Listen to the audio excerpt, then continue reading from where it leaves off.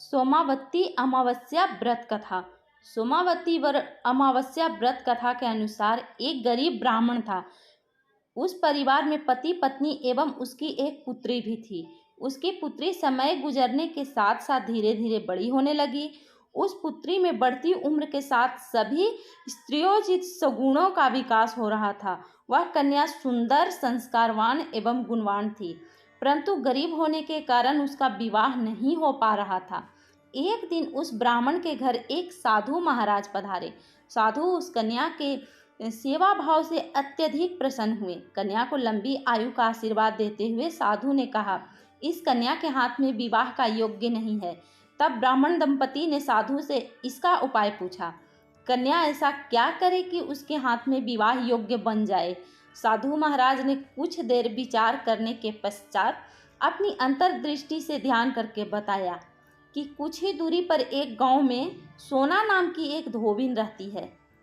वह अपने बेटे और बहू के साथ रहती है, जो बहुत ही आचार विचार एवं संस्कार संपन्न तथा पति परायण है। यदि यह सुकन्या उस धोबिन की सेवा करे और वह महिला उसकी शादी में अपनी मांग का सिंदूर लगा दे तथा इसके बाद इस कन्या का विवाह, उस कन्या का वैधव्य योग मिट सकता है। साधु ने यह भी बताया कि वह महिला कहीं बाहर आती जाती नहीं है।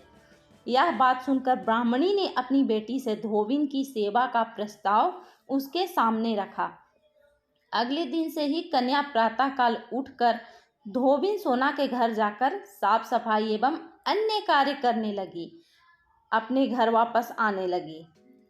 एक दिन सोना धोबिन अपनी बहू से पूछती है कि तुम तो सुबह ही उठकर सारे काम काज कर लेती हो और पता भी नहीं चलता है।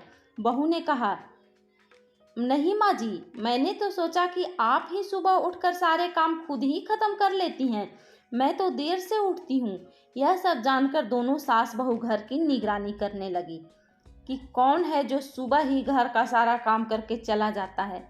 कई दिनों के बाद धोबिन ने देखा कि एक कन्या मुंह ढके अंधेरे में घर में आती है और सारे काम करके चली जाती है। जब वह जाने लगी तो सोना धोबिन उसके पैरों पर गिर पड़ी। पूछने लगी कि आप कौन हैं और इस तरह छुपकर मेरे घर की चाकरी क्यों करती हैं? तब कन्या ने साधु द्वारा बताई गई सारी बात बताई। सोना धोबिन पति परायण थी, अतः उसमें तेज था। वह तैयार हो गई। सोना धोबिन के पति थोड़ा अस्वस्थ थे। उसने अपनी बहू से अपने घर लौट आने तक घर पर ही रहने को कहा। सोना धोबिन ने जैसे ही अपनी मांग का सिंदूर उस कन्या की मांग में लगाया, सोना धोबिन का पति मर गया। उसे इस बात का पता चल गया। वह घर से निराजल ही चली थी। यह सोचकर कि रास्ते में कहीं पीपल का पेड़ मिले तो उसे भंवरी देकर और उसकी परिक्रमा करके जल ग्रहण करेगी। उस दिन सोमावती अमावस्या थी। ब्राह्मण के घर मिले हुए पकवान की जगह उसने ईंट के टुकड़ों से 108 बार भंवरी देकर पीपल के पेड़ की परिक्रमा की और उसके बाद जल ग्रहण किया। ऐसा करते ही उसके पति का मृत शरीर में वापस जान आ गई। धोबिन का पति फिर से जीवित हो उठा। अगर आपको यह कथा पसंद आई होगी तो कृपया लाइक, शेयर, चैनल को सब्सक्राइब कीजिए और कमेंट में हर हर महादेव जरूर लिखिए।